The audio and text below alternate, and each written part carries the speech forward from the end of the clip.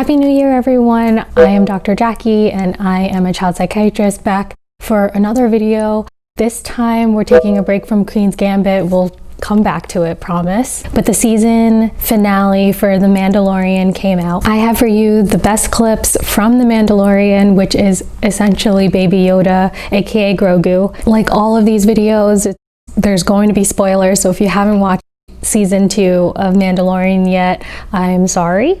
What I'll be covering today are the child developmental milestones, which if you pursue child psychiatry or pediatrics, you most definitely need to know. When I was studying for boards, it was something that I had to review a million times before it stuck. Hopefully it'll be a little bit more fun if we use Grogu, who is adorable. Just remember that every kiddo will develop differently. So it's not an emergency by any means if we are not necessarily meeting a specific milestone at the month or year that I'm going to say. This is for your exam and a general guideline. Like everything, you want to take into consideration the kiddo's overall development. All these milestones I'm going to be talking about are obviously for human children and not for other Baby Yodas or Grogus. So I did rearrange some of the scenes. They're not necessarily in the order in which they presented them in The Mandalorian, so that we could learn the human milestones through Grogu.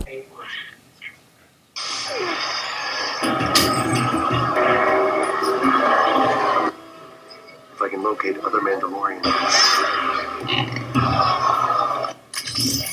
So here, this is a clip of Grogu. He's in his little pod and he is sitting, but it seems like maybe he's propped up and he's able to move his head around and support his head with his neck. So he's definitely at least 2 months here and maybe 4 months if Grogu were to be a human baby. You might also see babies at 4 months be able to clap.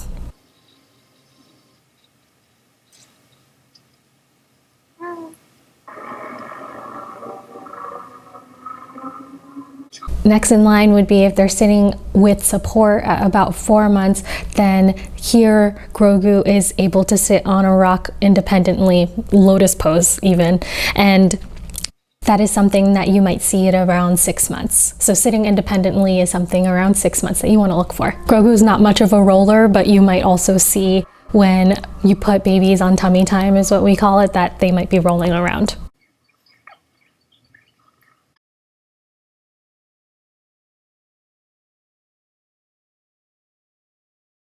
Let's make the baby do the magic hand thing. Come on, baby. Do the magic hand thing.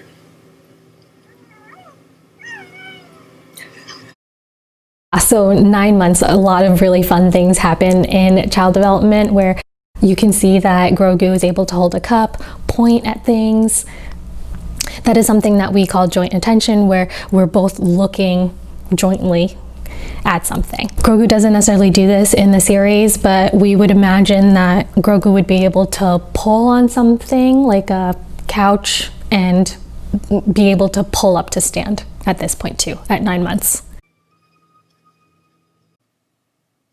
So here you can see that Grogu is able to take a few steps and then ask for help.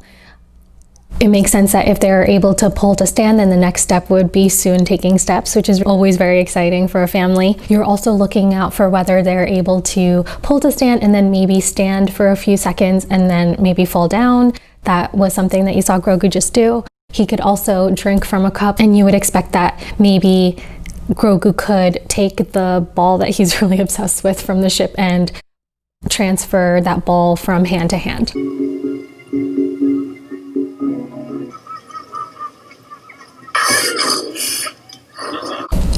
So 1.5 years, we would be noticing that Grogu should start to be able to run. They'll also be able to start going upstairs while holding on to something and maybe scribbling.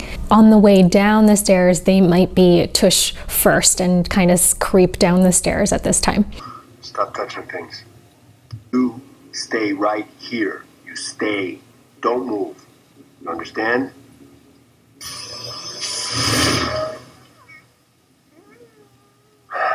Around 1.5 years, we're starting to understand body parts, names of random objects. We understand the word no, but maybe we don't necessarily listen to the word no. At 2 years old, we're starting to understand very simple commands. And just a little teaser for next week's video where I talk about attachment theories. 2 years old is around the age where you might see that the kiddo is really seeking independence, wants to leave their caregiver and adventure around. However, they also need closeness and are back and forth with the need to come back for their caregiver and also be independent.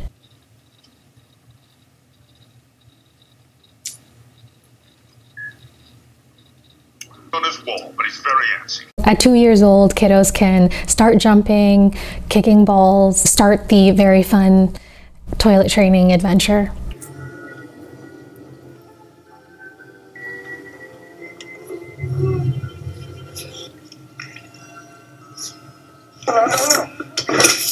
That is not food. Don't do that again.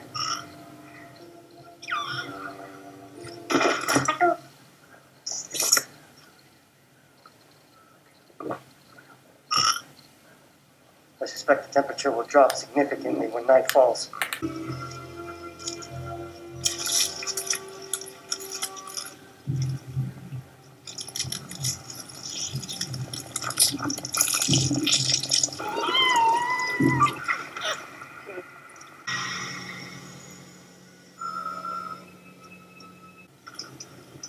Take me to them.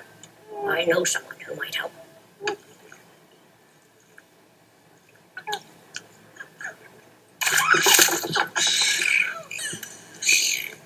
Let's just say the ramp or stairs. Grogu, you can see, can alternate stairs now, so that is a 3-year developmental milestone. If tricycles existed, Grogu should be able to start using a tricycle and is able to feed himself, which he seems to not have any issue with.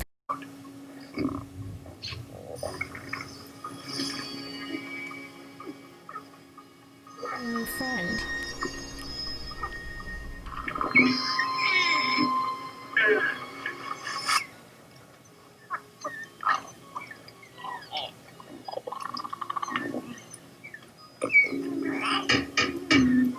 Let go. Come on, kid.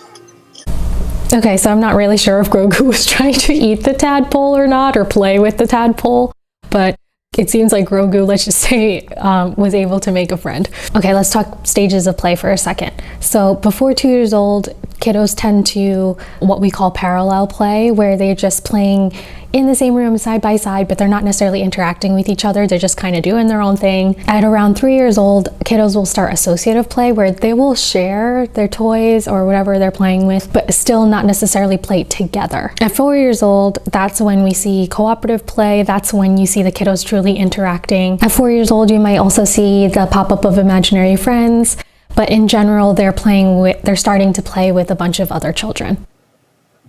Okay. The wire. No. The red one.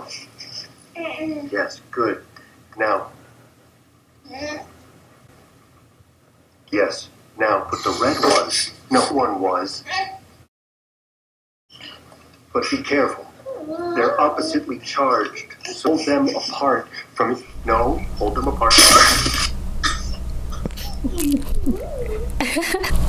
So it is definitely an unfair evaluation for Grogu, because this is higher level electrician kind of stuff. But at around 4 years old, you're starting to learn colors. You could also probably count to 10.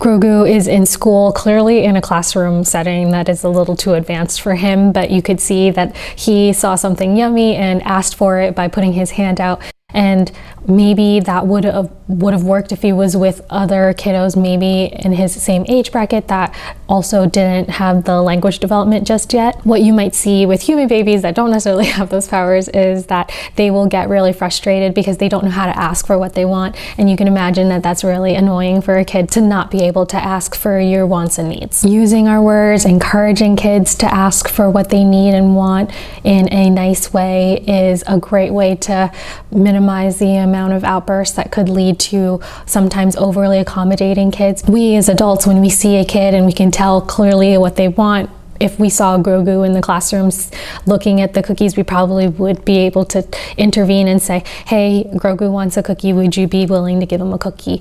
When kids are starting to learn to ask for things, not necessarily jumping in right away and anticipating their needs like we used to before they had language. Modeling this kind of behavior, since kiddos are always watching, would be excellent here, where we tell Grogu, I know that you want a cookie, ask him nicely, can I please have a cookie? And see if he can develop these skills on his own. That's it for this child development video. Hopefully it was a little entertaining and fun. Like and subscribe, leave a comment down below of something that you learned. If you have any other TV shows or movies that you want me to comment on, that would be awesome. Don't you worry, the Queen's Gambit videos are coming back. I know that a lot of you have started actually watching the series and do not want spoilers, which my videos are. So we'll go back to that after a couple of episodes using Grogu. Next week's video, I'll be using Mando and Grogu's relationship to talk a little bit about attachment theories. He's formed a strong attachment to you. Until then, I hope that you're zooming into 2021 excited and hopeful like I am. If there's anything that life has taught me is that everything is temporary, so I hope that you're all safe and well, and I'll see you at the next video.